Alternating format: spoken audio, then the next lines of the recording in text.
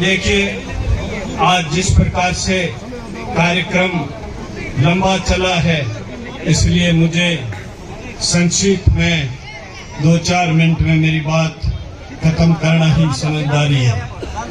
इसलिए मैं इस मौके पर कहना चाहता हूं कि बाबा साहब की बदौलत इस भारत को एक संविधान मिला और उस संविधान के अंदर हम लोगों को और पूरे भारत के तमाम नागरिकों को संवैधानिक अधिकार मिले और उन अधिकारों में से सबसे महत्वपूर्ण जो स्वतंत्रता, समानता, बंधुत्व पर आधारित हमें कई अधिकार मिले हैं, उसमें हमें सबसे महत्वपूर्ण जो अधिकार मिला है और समानता का, और वो समानता के अधिकार के तहत जो हमें सबसे बड़ा पावरफुल जो हमारे हाथ में जो शक्ति मिली है वो वोट की ताकत है।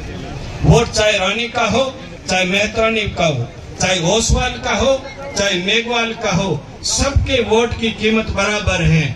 और लेकिन बाबा साहब ने ये सोचा था कि ये जो वोट है हमारे लोगों की संख्या है, उस संख्या के बल पर ये लोग इस देश पर अपने हिस्से के जहां जहां बहुमत में होंगे वो वहां पर राज करेंगे। लेकिन हम लोगों को वो लोग जो हमारा अधिकार था, जो हमें महत्वपूर्ण, वो कहा वतन के मामे के विवाह में जो माँ परोसने बैठ जाएगी तो उसका कभी बेटा भूखा नहीं रहेगा।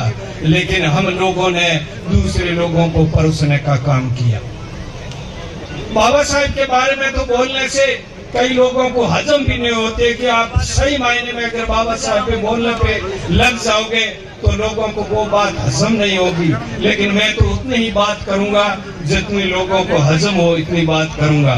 तो हमारे को जो वोट का अधिकार मिला, जो बाबा साहब के माध्यम से जो हमें राजनीतिक क्षेत्र में और दूसरा सरकारी क्षेत्र में जो आरक्षण मिला, उस आरक्षण का जो लाभ था हम लोगों को ठीक ठाक मिल गया। जो सरकारी क्षेत्र में तो हमें नियुक्तियां मिल गई, लेकिन राजनीतिक क्षेत्र में हमारी बोली को इतना कमजोर कर दिया कि जो लोग इस पद पर आए, मैं विशेष करके SC/ST के लोगों के बारे में कहना चाहूंगा, सबके सब तो ऐसे कमजोर नहीं है, लेकिन उन्होंने इस पद और कुर्सी का जो स्वाद चखा तो उनकी आवाज, वॉल्यूम था वो कमजोर हो गया।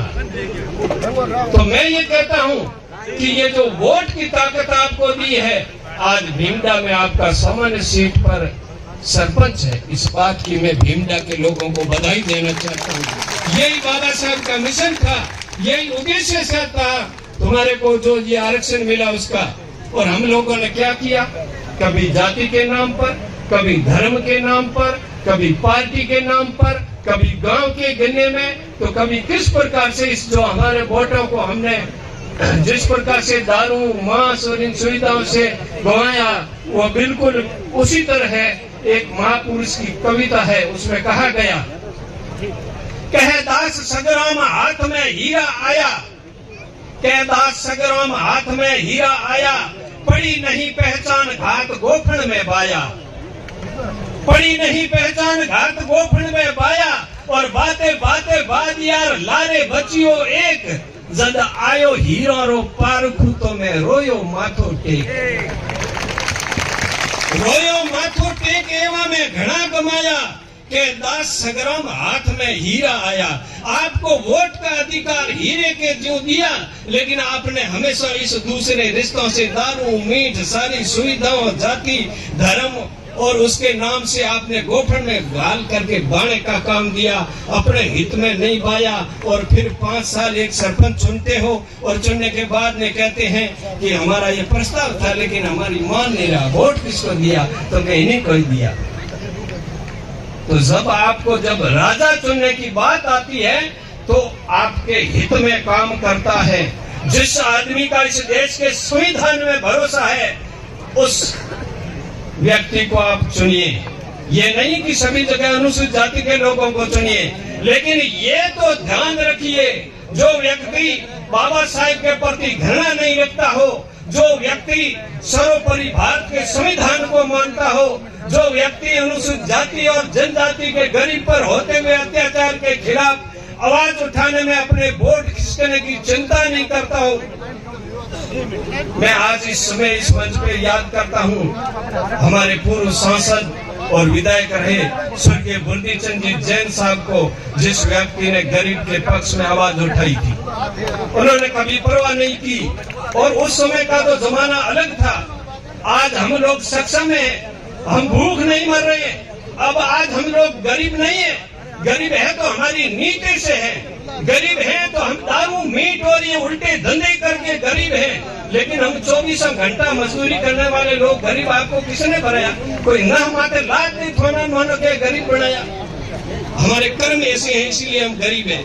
आज जो हमारे साथ जैसे के जैसे हम गुलामी का जीवन जीते थे और अनुसूचित जाति जनजाति और तमाम जो जिसको दुश्मनी कहते हैं या फिर जो ये किसान वर्ग है, ये भी हमारे तरफ से ही उपेक्षित और जिसको बोलते हैं हमारे से छुआछूत होती थी और जुल्म इनके के ऊपर होते थे। लेकिन ये अन्न उपजा करके इनके महापुरुषों का जो संदेश था उन्होंने गांठ बांध करके तय कर लिया। हम बोलते हैं जय भीम। ये एक विचार है। खाली जय भीम बोलने से या ये नीला पटका गले में डालने से हमारा कल्याण नहीं होगा। बाबा साहब ने कहा कि मुझे अगर आप पूजने लग जाओगे देवता बना करके तो आपका भला नहीं होगा। और मैं आज देख रहा हूँ कि इस देश में बाबा साहब का कुछ समय बाद मंदिर भी बनेगा और उनको पूजा जाएगा और हमारी अकल निकाल करके हमारी बर्बादी और इस संविधान को खत्म किया जाएगा। उससे हमें सावधान रहना है। वो कौन सी ताकत है? इसलिए मैं कहता हूँ कि आपकी बेटियों को पढ़ाइए, बच्चों को पढ़ाइए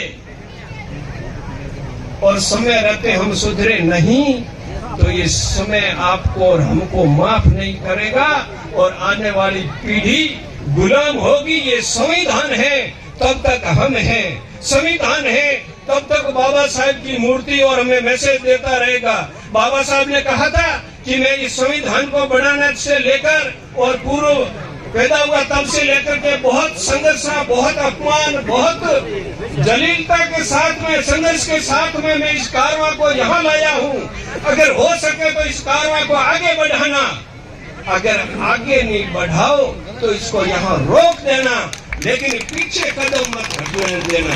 बाबा साहब एकमात्र व्यक्ति थे जिस देश में पढ़े उस देश के लोगों ने कहा,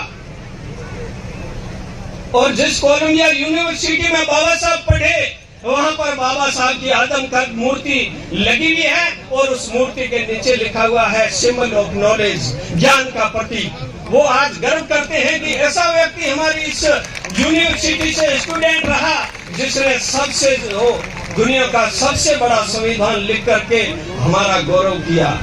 और राष्ट्रपति ने कहा था ओबामा ने कि अगर बाबा साहब अगर वहाँ तो भारत रत्न कहते हैं, लेकिन अगर हमारे देश में यहाँ पैदा होते तो हम उसको सूर्य बोलते। ये थे बाबा साहब बी आर अम्बेडकर। इसलिए मैं युवाओं से कहना चाहता हूँ, इस जो हमारे पास जो मोबाइल है इस पर गलत टिप्पणियां करने से या कुछ और छोटी मोटी या किसी धर्म विशेष के खिलाफ कुछ लिखने से तुम्हारा भला नहीं होगा। हमें सामने से बनाए रखना है। आजादी और गुलामी का मतलब समझा है? आजादी इसे कहते हैं कि आप लोगों ने इस क्षेत्र में अपना सरपंच चुना। आजादी उसे कहते हैं कि यहाँ बाहुल्य जाट समाज का है, लेकिन आप जाट समाज के अगेंस्ट में कोई जाति का व्यक्ति खड़ा होता है और आप यहाँ आजादी से उसी दूसरे अगेंस्ट में खड़े होने वाले के पक्ष में आप एजेंट खड़े रह सकते हैं चुनाव के। इसे आजादी कहते हैं। हम जहाँ रहते हैं वहाँ इसका उल्टा है और वहाँ कोई एजेंट रह के देखे क्या हाल होते हैं। ये समझने की बातें हैं। ये बातें जो हर आदमी बोल के जाता है और आप कोई उसको नोट नहीं करते हो तो हमारी और आपकी भूल है।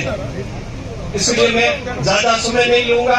यहाँ पर सम्मानित सारे लोग हैं। बाबा साहब की जय बोलने से लोग कतराते हैं। यहाँ तो आपका विधायक है और तमाम जो 36 कौम के लोग हैं, कभी कभी 36 की 35 बन जाती है, लेकिन यहाँ तो सभी लोग हैं, इसलिए ये लोग ज्यादा खड़े होकर के आपके साथ में तन से, मन से और धन से बाबा साहेब को मानते भी हैं, जानते भी हैं, पढ़ते भी हैं। और बाबा साहेब ने कहा था कि मैं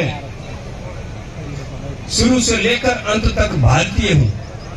आपको पता है कि आप जो जिस प्रकार की पूजा पाठ पद्धति करते हैं, करने वालों की भावना को ठेस नहीं पहुंचाता हूँ, लेकिन जब आज के समय में चंद्रयान 3 जो चंद्रमा पर पूरे विश्व में अपना नाम किया, वो उतरा उस समय थाना था कि भीतर लागोड़ा था, लेकिन नाम हो गया।